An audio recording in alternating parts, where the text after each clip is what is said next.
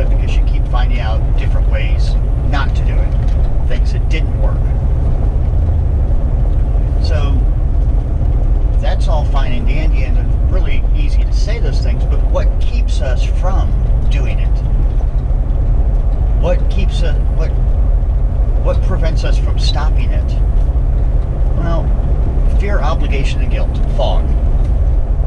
Those are the things that stop us from doing whatever it is that we want to do to achieve whatever it is we want to achieve.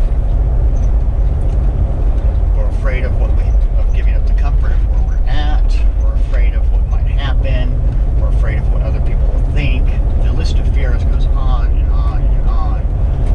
And the interesting thing about obligation and guilt is they're both based off of fear. So, obligation, if we don't meet our obligations, we're afraid of what will happen.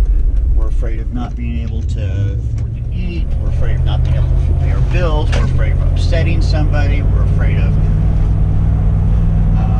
losing our significant other because our significant other doesn't support what we're doing, which should be a red flag, and you should pay attention to that and figure out where the problem there is. But that's a different discussion. And then we feel guilty. We feel guilty about not going to work at a 9-to-5 job so that we have the time and opportunity to pursue our goals while our significant other is going to work and paying all the bills. We feel guilty about not meeting our obligations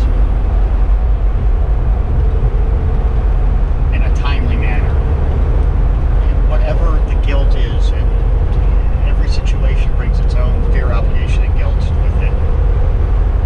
We're afraid of upsetting someone. We feel guilty because we have upset someone, whatever that may be. So I think that changing perspective can help reduce or do away with the fear, obligation, and guilt.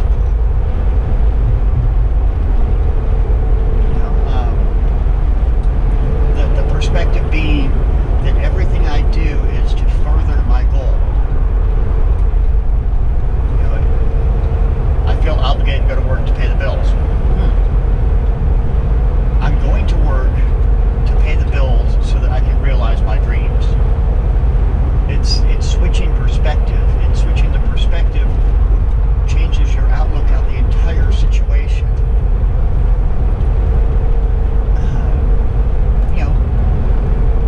But that only applies to things you're actually doing to further your goal. I feel guilty because I sat on the couch all day. Okay, sitting on the couch all day does not further your goal. Well, it depends on what your goal is, I suppose. If it's to sit on the couch and watch every episode of Game of Thrones, then yeah, that's you've achieved your goal as long as you're watching Game of Thrones while you sit on the couch. But if that's not the type of goal I'm talking about life dreams. If you want to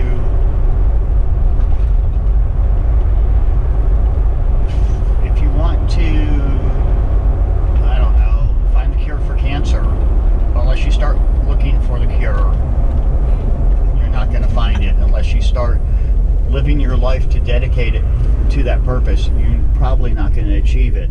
You could stumble upon it, but that's a different thing. That's not really living life for a goal. That's just hoping. And there's nothing wrong with hoping. Hoping's fine.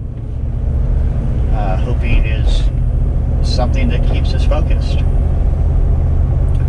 But what I'm talking about is if you want to write the next great screenplay, then you have to write it. But that's only part of the story. Once you've written it, you have to sell it. Unless your goal is just to write the screenplay, and then once you've written it, it doesn't matter what happens to it. It just goes away. It can